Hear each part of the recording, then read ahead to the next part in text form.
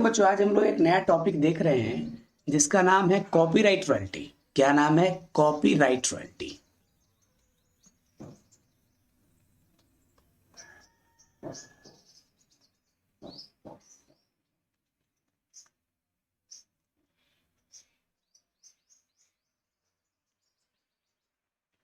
अब ये क्या होता है, जरा थोड़ा डिटेल में हम लोग जाने कि कॉपीराइट रॉयल्टी का क्या मतलब है। थोड़ा हम लोग डिटेल में देखते हैं। देखो, अब जो आप बुक्स पढ़ते हैं, है ना, ठीक है, बुक्स की बात अगर हम करें तो उसमें वो बुक जो आपके तक पहुंचा उसमें दो लोगों का कंट्रीब्यूशन है। ठीक है, किसका किसका? पहले तो राइटर का, जिसको ऑथर भी बोलते हैं, लेखक, है ना। और दूसरा कौन है? ठीक है, ये आप लिख ही देते हैं भले अच्छे से। ठीक है, बुक्स में दो पक्ष हैं। किताबें जो आप पढ़ते हैं उसमें दो पक्ष होते हैं। ठीक है, कौन कौन से दो पक्ष होते हैं? एक पार्टी होता है जो किताब को लिखा है, और एक पार्टी होता है जो किताब को छाप के बेचा है। ठीक है, दो अलग अलग। ठीक है, एक कौन होता है? राइटर, ठीक है, जिसको ऑथर भी कहते हैं हम लोग। और एक हो गया पब्लिशर। ठीक है, राइटर और एक हो गया आपका क्या? पब्लिशर। ठीक है, जैसे हम लोग किताब जो पढ़ते हैं, हम लोग अभी जो अकाउंट्स का सेमेस्टर 1 में जो किताब पढ़ रहे हैं, वो किताब के लेखक हैं डॉक्टर बीके मेहता।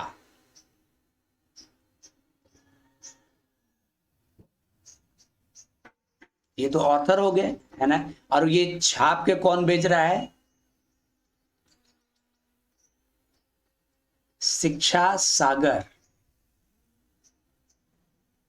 कंपनी। ये कौन हो गया? पब्लिशर। तो ये बात समझ लीजिए आराम से। ठीक है, तो जो किताब को लिखता है उसको हम लोग राइटर या ऑथर बोलते हैं। और लिखने के बाद किताब, अब मान लीजिए हम कोई किताब लिखे तो हम ही थोड़े छापेंगे, है ना। ठीक है, हम कोई पब्लिकेशन कंपनी से कांटेक्ट करेंगे जो कि छापने और बेचने का काम करता है, और उससे कांटेक्ट करेंगे। ठीक है, कि भैया ये मेरा किताब है लिखा हुआ, इसको पब्लिश करके तुम क्या करो? बेचो मार्केट में। ठीक है, और पर किताब बिकेगा तो मेरे को 10 रुपया या 5 रुपया या जो भी हो वो हमको क्या दे देना? रॉयल्टी दे देना।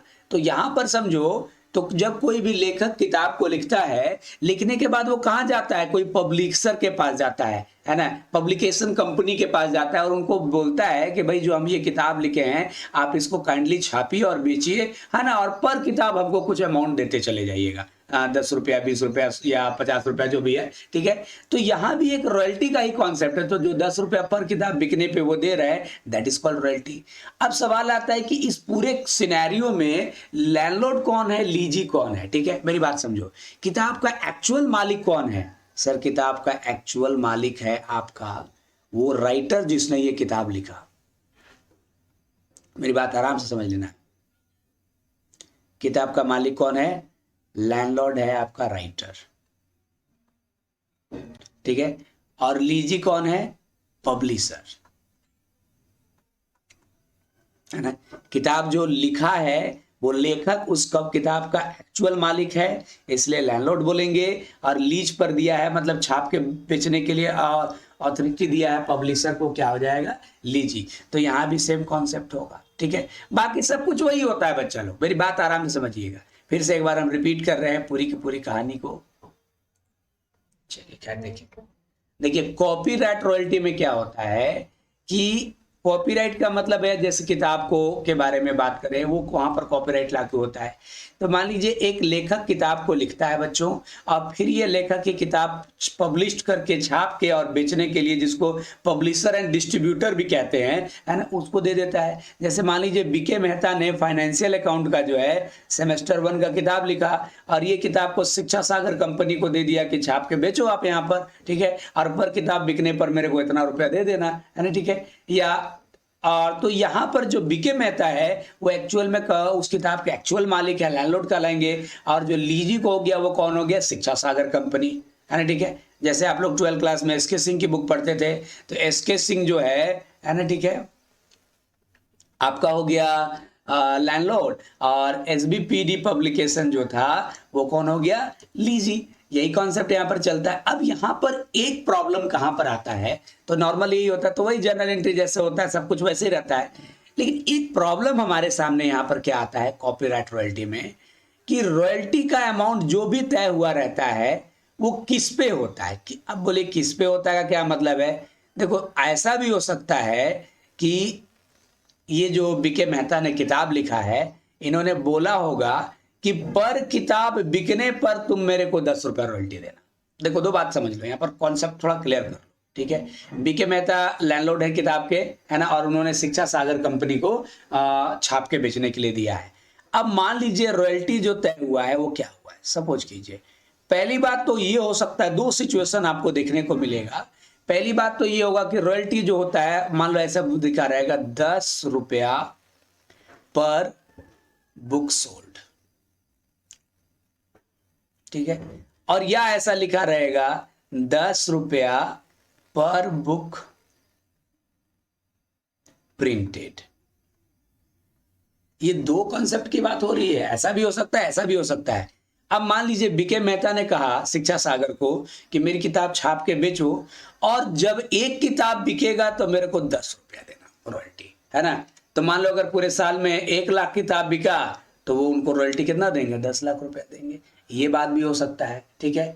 या बीके मेहता ये कह सकते हैं कि नहीं, एक किताब तुम छापोगे तब मेरे को 10 रुपया देना।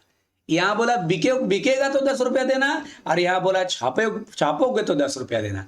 तो मतलब अगर मान लीजिए उन्होंने अब एक बात समझे बच्चा, 1 लाख किताब बिका है ना, मान लो, तो क्या इन्होंने 1 ही लाख किताब छापा होगा? बिल्कुल नहीं। The answer is not 1 lakh किताब बुक्स हैज बीन। देखो हुआ ये होगा कि ज्यादा किताब भाई लोग छापे होंगे, ठीक है।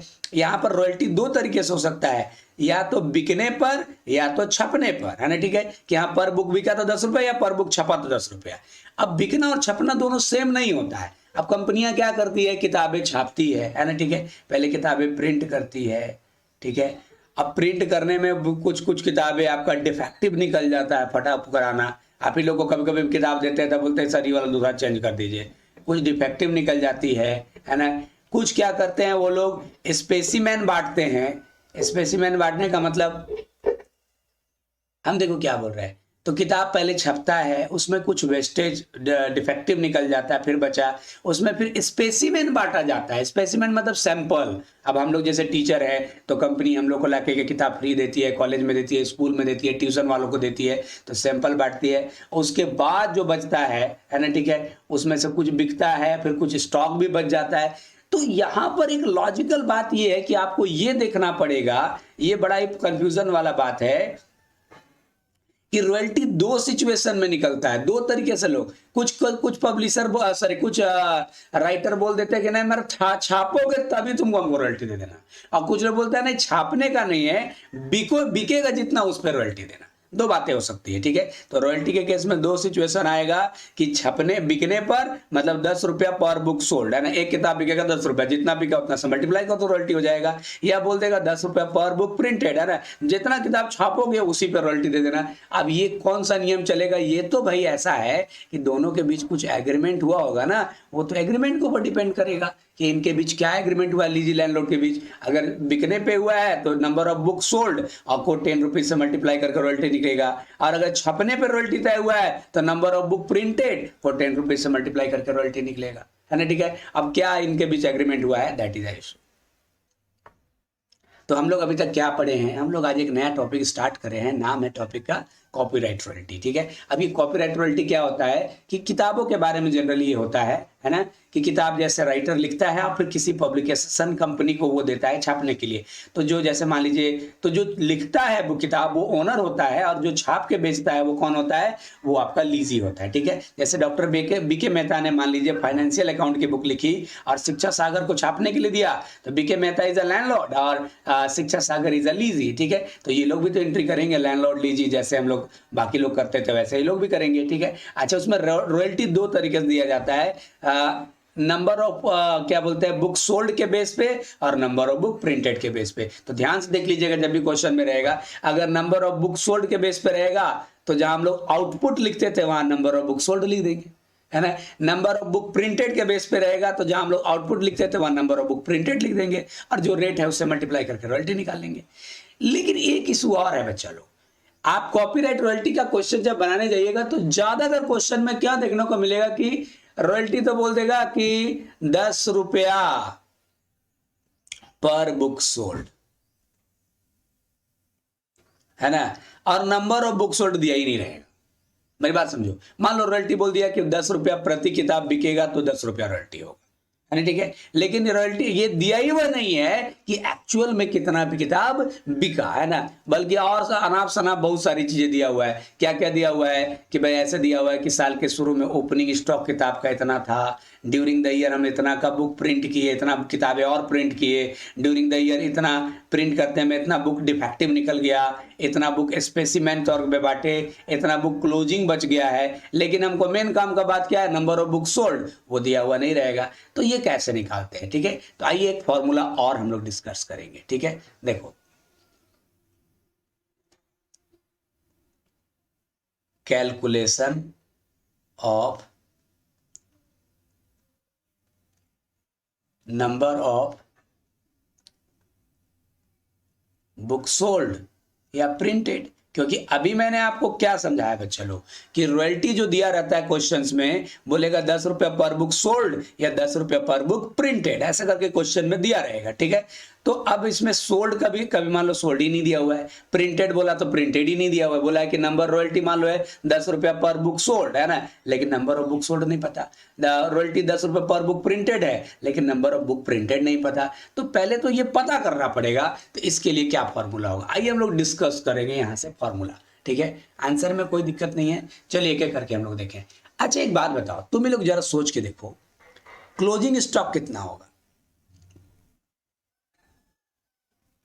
सपोज कीजिए कि आप हैं एक पब्लिकेशन कंपनी, आप हैं शिक्षा सागर, आप क्या हैं, शिक्षा सागर, फाइनेंशियल अकाउंट की बुक की बात हो रही है, जो 11 में सेमेस्टर 1 में जो हम लोग पढ़ेंगे उस अकाउंट का नाम फाइनेंशियल अकाउंट है। आप कौन है बच्चे, बीके मेहता राइटर थे, ये शिक्षा सागर है। आपके पास साल के अंत में कितना फाइनेंशियल अकाउंट की बुक बचेगा, कैसे पता चलेगा सर, ऐसे पता चलेगा। मान लो साल के शुरू में मेरे पास 1000 बुक था, दैट वाज ओपनिंग स्टॉक। साल के शुरू में मेरे पास कितना किताब था, 1000 ओपनिंग स्टॉक। फिर ड्यूरिंग द ईयर हम लोगों ने 50,000 किताब और छाप दिया। पहले तो 1000 किताब था और हमने 50,000 किताब और छाप दिया।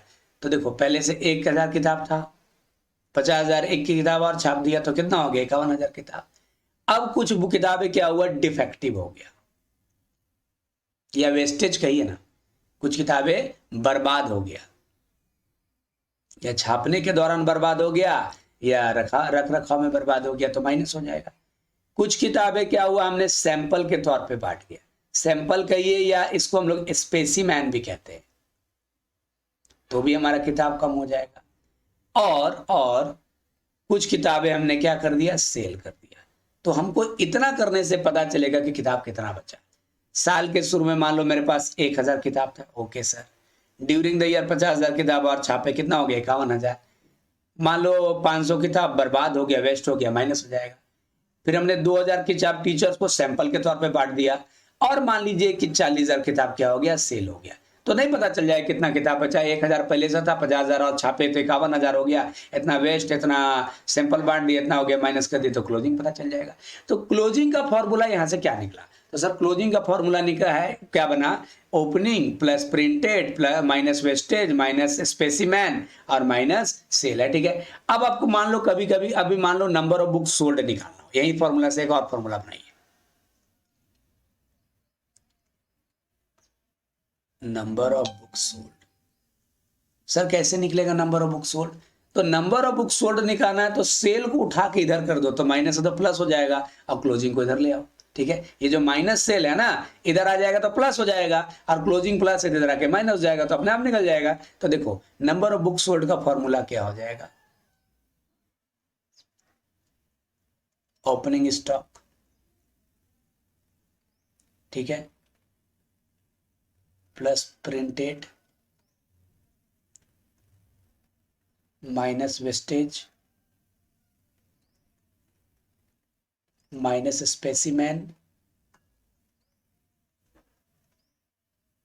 Minus closing stock. क्या क्या समझ आ गया? ओपनिंग स्टॉक में प्रिंटेड जोड़ दिए, वेस्टेज देखो कुछ नहीं किए, सेल को इधर उठा के इधर कर दिए और क्लोजिंग को इधर कर दिए, है ना, ठीक है। सेल इधर का है तो नंबर ऑफ बुक सोल्ड निकल गया, ये हो गया, ठीक है। बाकी फॉर्मूला कुछ नहीं, सिंपल हो गया। तो अगर नंबर ऑफ बुक सोल्ड नहीं पता है, अगर ये सब इन्फॉर्मेशन है तो ऐसे निकाल सकते हैं। अच्छा सर, हमको कभी मान लीजिए royalty number of book printed के बेस पे बोल दिया तो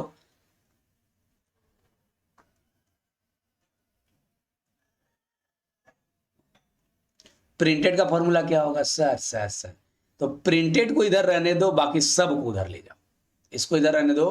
तो ये जो सेल माइनस हो रहा था इधर क्लोजिंग में आके प्लस हो जाएगा, स्पेसिमेन इधर आके प्लस हो जाएगा, वेस्टेज प्लस हो जाएगा और ओपनिंग क्या हो जाएगा? माइनस हो जाएगा। तो मतलब ऐसे होगा, क्लोजिंग स्टॉक पहले से है इधर में, ये माइनस से इधर आके क्या हो जाएगा? प्लस हो जाएगा।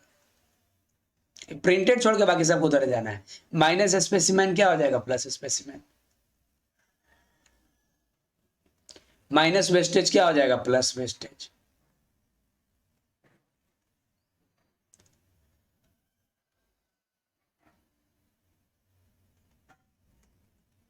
ठीक है। और ये जो प्लस ओपनिंग स्टॉक है इधर क्या हो जाएगा? Minus opening stock.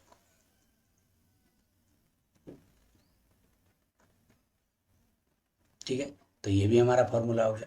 तो 3 फॉर्मूला देख लिए, फिर से एक बात क्लियर कर दें। क्वेश्चन में रॉयल्टी कैसे दिया जाता है? नंबर ऑफ बुक सोल्ड के बेस पे या नंबर ऑफ बुक प्रिंटेड के बेस पे। लेकिन बहुत सारे क्वेश्चन में देखिए अगर नंबर ऑफ बुक सोल्ड या नंबर ऑफ बुक प्रिंटेड नहीं दिया रहेगा, है ना, तो आप इस फॉर्मूले से निकाल सकते हो। देखो बच्चों क्या बोला बहुत अच्छे से सवाल को समझिए और आपको सब समझ में आ जाएगा। देखिए, mister Singh wrote a book on advance accounting, है ना। मिस्टर सिंह ने क्या किया, है ना, एक किताब लिखा किस पे? एडवांस अकाउंटिंग का, है ना, और got to publish to the Shiksha Sagar Agra. ठीक है, और ये किताब छापने के लिए किसको दे दिया? शिक्षा सागर आगरा को। देखो बाबू, मिस्टर सिंह लैंडलॉर्ड हो गए और शिक्षा सागर हो गया क्या? लीजी, है ना। क्या लिखा है इन्होंने? एडवांस अकाउंट का बुक लिखा है, छापने के लिए दे दिया है शिक्षा सागर आगरा को। ठीक है, on the terms of royalty जो है 10 रुपया पर कॉपी सोल्ड, याद रखना है यहाँ पर। रॉयल्टी क्या बोल रहा है? किताब की एक प्रति, कॉपी मतलब क्या होता है? एक प्रति, एक पीस, है ना। किताब जब बिकेगा तो 10 रुपया रॉयल्टी देना होगा, साथ में मिनिमम रेंट होगा 15,000 पर एनम with the right to recoup short working during the first 3 year. ठीक है, अच्छा मिनिमम रेंट कितना रहेगा? 15,000, और ये अधिकार दिया गया है कि शॉर्ट वर्किंग को लीज के पहले 3 साल में रिक्यूप कर सकेंगे, है ना। ठीक है, with the right to recoup the short working over the period of 3 year of the royalty agreement, है ना। जिस दिन से एग्रीमेंट हुआ तो शुरू से ही एग्रीमेंट हुआ उसके 3 साल में, और ये डिटेल दिया था। सबसे बड़ा प्रॉब्लम क्या है? रॉयल्टी क्या बोल रहा है? 10 रुपया पर बुक सोल्ड, है ना। और यहाँ कहाँ पर कहीं पर नंबर ऑफ बुक सोल्ड पता है क्या? सर नहीं sir, number of book printed पता है, number of book closing stock पता है ना, लेकिन नंबर ऑफ बुक सोल्ड नहीं पता है, क्योंकि रॉयल्टी तो सोल्ड पे निकालना है। तो सबसे पहले आपको निकालना पड़ेगा नंबर ऑफ बुक सोल्ड, उसके बाद ही टेबल बन पाएगा, है ना। ठीक है, आइए हम लोग विचार करें। ठीक है, तो नंबर ऑफ बुक सोल्ड कैसे निकलेगा? हालांकि हम फॉर्मूला रटने के लिए नहीं कहेंगे, है ना। आप खुद ही दिमाग लगाइए कि नंबर ऑफ बुक सोल्ड का क्या फॉर्मूला होना चाहिए, रटिए मत। क्लोजिंग स्टॉक का फॉर्मूला क्या होता है? लास्ट में कितना किताब बचेगा पब्लिकेशन कंपनी के पास साल के अंत में? पहले साल के शुरू में होगा उसको लिखेंगे सर ओपनिंग स्टॉक, उसके बाद जितना उन्होंने नया बुक प्रिंट किया होगा उतना स्टॉक बढ़ेगा, प्रिंटेड जितने बुक्स हुए हैं ऐड कर देंगे। ठीक है, और उसमें से माइनस हो जाएगा जो क्या क्या हुआ है, जो आपका वेस्टेज हुआ है, अगर क्वेश्चन में है तो। ठीक है, अच्छा लेकिन इस क्वेश्चन में वेस्टेज का कहीं कोई जिक्र नहीं है, तो वेस्टेज को मारो गोली, हटा देते हैं। ठीक है, अच्छा उसके बाद क्या माइनस होता है? स्पेसिमेन।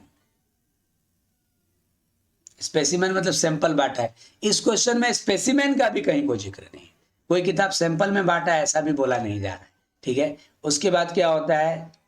कितना बुक सेल हुआ, यही ना फॉर्मूला होता है। तो इतना ही में फॉर्मूला बन जाए। हालांकि फॉर्मूला होता है opening plus number of book printed minus जो आपका सैंपल के तौर पे बटा, जो वेस्टेज हुआ और जो सेल हुआ, ये माइनस कर देंगे तो क्लोजिंग पता चलेगा। तो इस क्वेश्चन में कहीं जिक्र नहीं बता रहा है कुछ सैंपल बांटे या कुछ वेस्टेज हुआ, तो यही फॉर्मूला होगा। तो यहीं से सेल का क्या फॉर्मूला बनेगा? सेल को उठा के लेफ्ट राइट से लेफ्ट कर दो और इसको इधर ले जाओ तो क्या हो जाएगा, opening stock plus number of book printed, है ना, माइनस क्लोजिंग स्टॉक।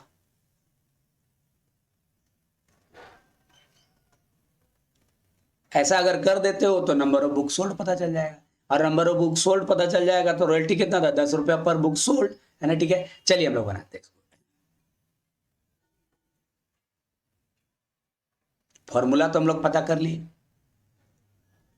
कि नंबर ऑफ बुक सोल्ड का फॉर्मूला क्या होगा।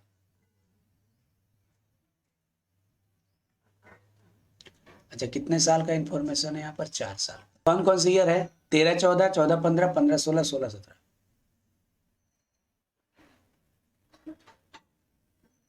13 14, 2014 15, 2015 16, 2016 17, ये 4 ईयर का है। सबसे पहले हम लोग फॉर्मूला में क्या है, सेल निकालने के लिए सबसे पहले क्या करना पड़ेगा, ओपनिंग स्टॉक लिखना पड़ेगा। लिखिए opening stock, opening stock of books,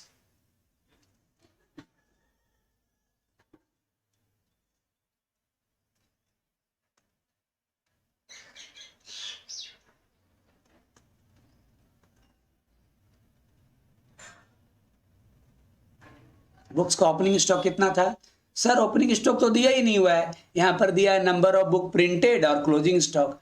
लेकिन एक बुद्धि लगाओ बाबू, पहला साल का जो क्लोजिंग होगा वो दूसरा साल के लिए ओपनिंग नहीं होगा। इस साल जो सीडी बचता है अगला साल वही तो बीडी होता है, तो पहला साल का क्लोजिंग दूसरा साल का ओपनिंग, दूसरा साल का क्लोजिंग तीसरा साल का ओपनिंग, तीसरा साल का क्लोजिंग चौथा साल का ओपनिंग। हो जाएगा नहीं हो जाएगा? जो मेरे पास आज 31 मान लो 31 मार्च 2014 को स्टॉक इतना बचा, तो वही स्टॉक 1 अप्रैल 2014 का भी तो होगा, तो ये क्लोजिंग अगली बार के लिए क्या हो जाएगा, ओपनिंग, है ना। तो पहला साल का क्लोजिंग था 50 यूनिट, है ना, ये देखिए 50 किताबें, वो दूसरा साल का ओपनिंग, सॉरी पहला साल का क्लोजिंग, दूसरा पहला साल का क्लोजिंग, दूसरे साल का क्या हो गया, ओपनिंग, दूसरे साल का क्लोजिंग तीसरे साल का क्या हो गया, ओपनिंग, तीसरे साल का क्लोजिंग चौथे साल का क्या हो गया, ओपनिंग, और चौथे साल का क्लोजिंग पांचवें साल का ओपनिंग। लेकिन पांचवें साल का हमको तो निकालना नहीं है और इसका कोई ओपनिंग है नहीं, ठीक है। अब जिस साल नया नया में ओपनिंग कहाँ होता है, आज ही से हम बिजनेस स्टार्ट किए तो ओपनिंग स्टॉक होगा, ओपनिंग स्टॉक तो पिछले साल का क्लोजिंग होता है, तो पहला साल तो होगा नहीं। तो पहले साल के ओपनिंग के देखिए यहाँ एक तरह से हम लोग क्लोजिंग ओपनिंग कैसे निकाले बच्चों, ओपनिंग ऐसे लिए जो पहला का क्लोज, पहला तो कोई ओपनिंग नहीं हुआ, पहला का क्लोजिंग दूसरे साल का ओपनिंग हो गया, दूसरा का क्लोजिंग तीसरे साल का ओपनिंग हो गया, तीसरा क्लोजिंग चौथे साल का ओपनिंग हो गया, ठीक है। तो इस तरह से हम लोग ओपनिंग स्टॉक निकाल दिए, ठीक है। उसके बाद उसमें क्या करना है, उसमें देखिए फॉर्मूला यहाँ जो हम लोगों ने लिखा है, number of book printed add कर देना है, ठीक है, add number of book printed,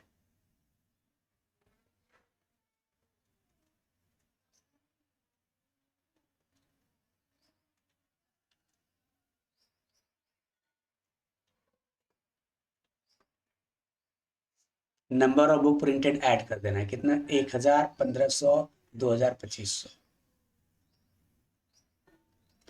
1000, 1500, 2000 और 2500 जोड़ दीजिए,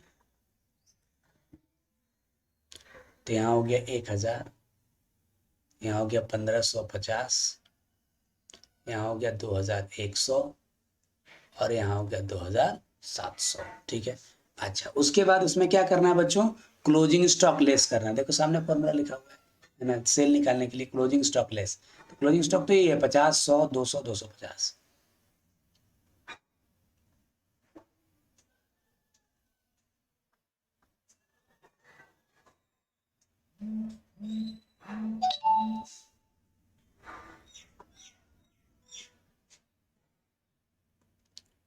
पचास, 100,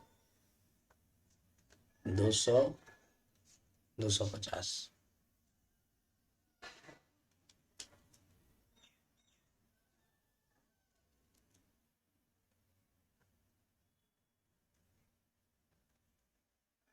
है ना।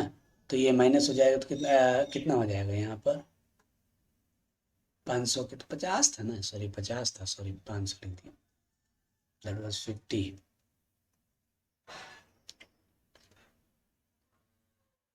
तो 950 हो गया,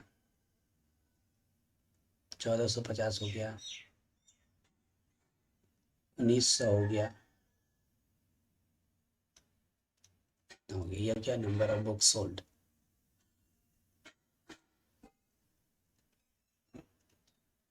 ठीक है, ये पता चल गया। कैसे पता चला? क्लोजिंग सेल का फॉर्मूला क्या था? Opening plus printed minus closing. तो ओपनिंग यहाँ से लिए, पहला का क्लोजिंग दूसरा को ओपनिंग से करके है ना, प्रिंटेड ऐड कर दिए और क्लोजिंग माइनस कर दिए, तो नंबर ऑफ बुक सोल्ड। एक टेबल और बनाना पड़ेगा अब रॉयल्टी के लिए, जैसे हम लोग बनाते थे, याद है ना, उस तरह का टेबल बनाना पड़ेगा। अब फिर जो बोलेगा, जर्नल एंट्री बोलेगा, लेजर बोलेगा, आराम से कर देंगे।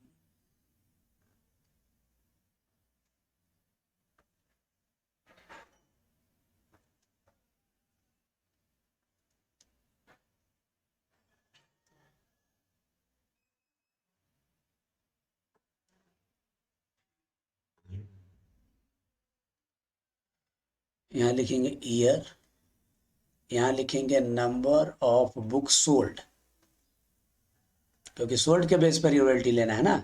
फिर यहाँ लिखेंगे royalty at the rate of ₹10 पर बुक। ठीक है, यहाँ लिखेंगे मिनिमम रेंट, फिर यहाँ लिखेंगे शॉर्ट वर्किंग, फिर यहाँ लिखेंगे सरप्लस, फिर लिखेंगे short working recouped payment to landlord और unrecouped short working transfer to profit and loss. ठीक है, अच्छी बात है। देखिए एक बात ध्यान सुनिएगा, ईयर कहाँ से स्टार्ट हुआ है? कौन कौन ईयर है? 13, 14, 14, 15, 15, 16, 16, 17। 2013, 14, 2014, 15, 2015, 16, 2016, 17। नंबर ऑफ बुक सोल्ड कितना है sir? Number of book sold है आपका, देखिए यहाँ पर अभी निकाले ना, 950, 1450, ऊपर ही निकाले, 950, 1450, 1900 और 2450, है ना। अच्छा, रॉयल्टी कितना था? 10 रुपये पर कॉपी सोल्ड, तो 10 से मल्टीप्लाई कर दो, तो 950 है तो हो जाएगा 9500। ये 1450 है तो कितना हो जाएगा? 14500। 1900 है तो कितना हो जाएगा? 19000 और 24500। अच्छा, रॉयल्टी कितना है बच्चा लोग? रॉयल्टी है आपका 15,000 रुपया।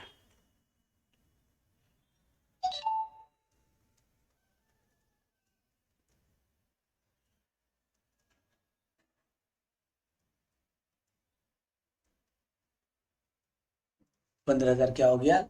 मिनिमम रेंट, सॉरी रॉयल्टी बोल रहे हैं, मिनिमम रेंट 15,000 हो गया।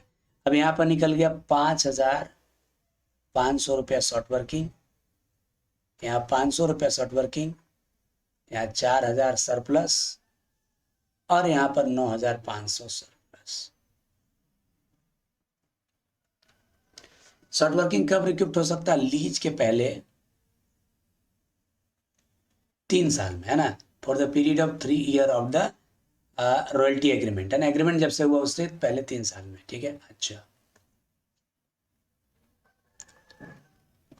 तो पहले 3 साल में रिक्यूप्ट कर सकते हैं, मतलब रिक्यूपमेंट यही था। ठीक है, अच्छा, तो रिक्यूप्ट कितना होगा? देखो पहला साल 5,500 शॉर्ट वर्किंग हुआ, फिर अगला साल और 500 शॉर्ट वर्किंग हुआ, तो शॉर्ट वर्किंग हो गया बढ़ के कितना? 6,000। उसके अगले साल 4,000 है तो 4,000 रिक्यूप्ट हो गया, और बाकी का 2,000 कहाँ चल जाएगा? प्रॉफिट एंड लॉस में।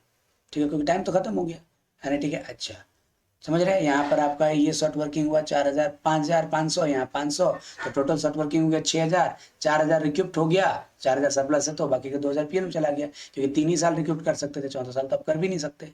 अब पेमेंट टू लैंडलॉर्ड में कॉलम में कितना अमाउंट जाएगा sir? Payment to landlord column में जाएगा जब रॉयल्टी मिनिमम रेंट से कम होता है, तो मिनिमम रेंट यानी 15,000, 15,000 ज्यादा होता है तो रॉयल्टी माइनस रिक्यूप्टेड, तो रॉयल्टी 19,000 है माइनस रिक्यूप्टेड 4,000 यानी 15,000, और यहाँ पर हो गया 24,500। सिंपल, जैसे हम लोग पहले टेबल बनाते हैं वैसे हम लोग टेबल यहाँ पर बनाए हैं, कुछ भी नया किए नहीं है। ठीक है, अच्छा, चलिए अब हम लोग को जर्नल एंट्री करना है शिक्षा सागर की बुक में। जर्नल एंट्री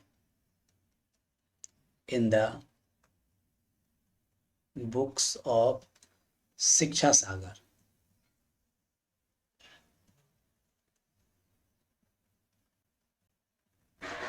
शिक्षा सागर एक्चुअल में है क्या बच्चों? लीजी, लीज पर, क्योंकि लैंडलॉर्ड माना जाता है कौन? राइटर, है ना, ठीक है, और लीजी माना जाता है वो, ठीक है। अच्छा, लैंडलॉर्ड का नाम क्या है? डॉक्टर सिंह नाम है ना, डॉक्टर मिस्टर सिंह, है ना। चलिए, तो पहला साल का अगर हम एंट्री करें तो पहला साल का पहले डेट क्या होगा? जो 13-14 मतलब 31 मार्च 14,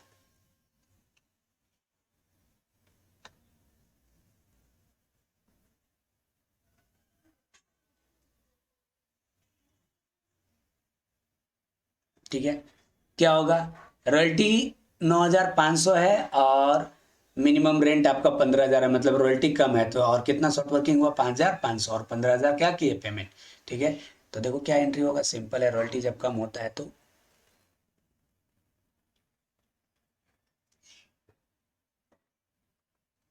royalty account debit 9,500,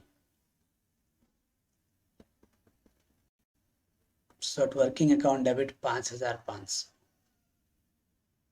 to mister Singh account. Landlord का नाम क्या है? To mister Singh account. कितना हो गया? 15,000। ये रॉयल्टी ड्यू किया हमने, फिर रॉयल्टी पे करेंगे, पूरा 15,000 पे भी हुआ है।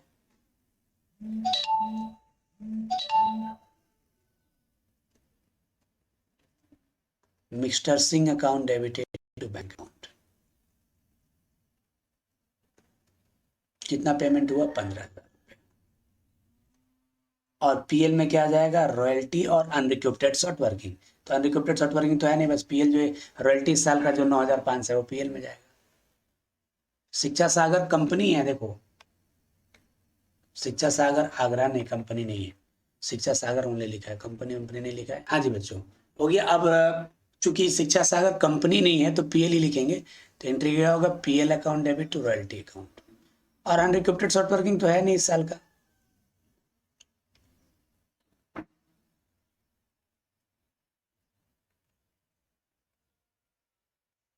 9,500।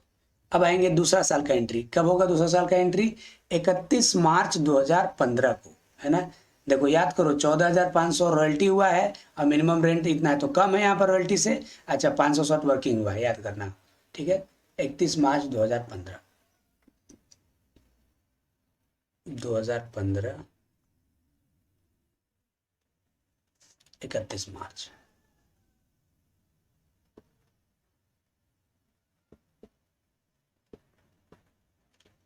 Royalty account debit 14,500, short working account debit only 500 to mister Singh account.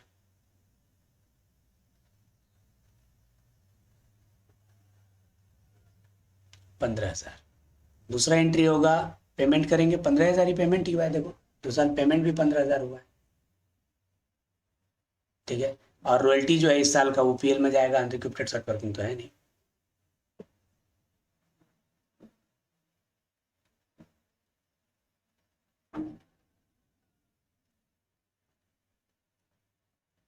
Mister Singh account debit to bank account.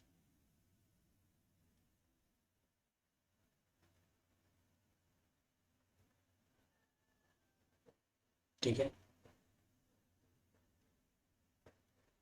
PL account debit to royalty account.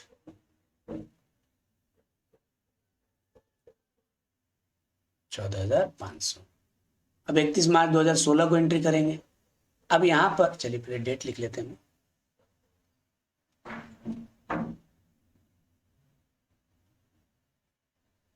देखो बच्चा, यहाँ पर रॉयल्टी जो है मिनिमम रेंट से ज्यादा है, ध्यान से देखो, रॉयल्टी 19,000 और मिनिमम रेंट ओनली 15,000 है, तो 19,000 हुआ यहाँ पर। उसमें से 15,000 पे किया गया, 4,000 रिक्यूप्ट किया गया, याद करो, रॉयल्टी हुआ है 19,000, है ना, लेकिन उसमें 15 पे करके 4 पिछला वाला शॉर्ट वर्किंग रिक्यूप्ट करे, है ना, ठीक है। अच्छा, और अनरिक्यूप्टेड 2,000 पीएल में भी ट्रांसफर हुआ है, याद रखिएगा, इतना पूरा कहानी, ठीक है।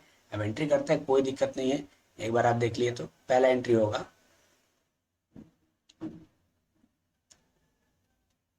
Royalty account debit to landlord यानी mister Singh account.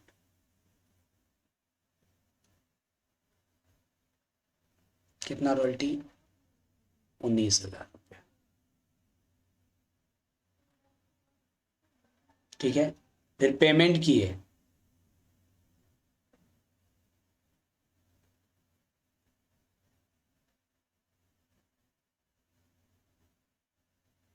Mister Singh account debit to bank account कितना? 15,000 टू शॉर्ट वर्किंग अकाउंट। देखिए 15,000 पे किए और 4,000 पिछला शॉर्ट वर्किंग हम क्या किए? रिक्यूप्ट किए। अब पीएल में ट्रांसफर होगा। पीएल अकाउंट डेबिट टू इस साल का रॉयल्टी जो कि 19,000 है, और अनरिक्यूप्टेड वाला शॉर्ट वर्किंग जो कि टेबल में ही दिख रहा है कि 2,000 है। देख लीजिए, है ना 2,000। ठीक है, अब चौथे साल की बात करें, डेट क्या होगा? 31 मार्च 17। 24,500 रॉयल्टी हो गया और पूरा 24,500 हम पे किए, क्योंकि रिक्यूप्ट करना अलाउड नहीं था। रॉयल्टी मिनिमम रेट से ज़्यादा था, लेकिन 3 ही साल रिक्यूप्ट करना था। 14,000 चौथा साल होगा भी तो रिक्यूप्ट आप नहीं कर सकते। 24,500 हुआ था 31 मार्च 2017।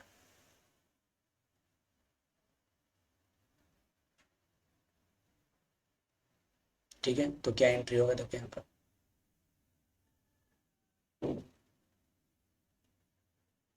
Royalty account debit 24,500 to mister Singh account.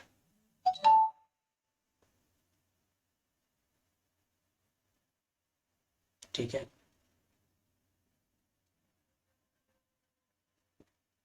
फिर mister Singh account debit to bank account.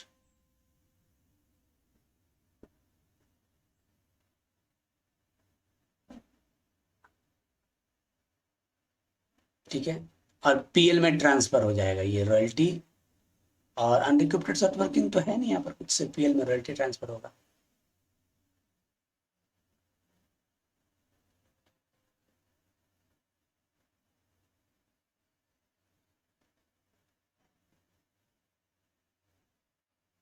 तो ये हो गया। ठीक है, और कुछ क्वेश्चंस हम लोग कॉपीराइट रॉयल्टी से रिलेटेड कल एक दिन और कुछ क्लास करेंगे, उसके बाद कॉपीराइट रॉयल्टी हमारा टॉपिक खत्म हो जाएगा।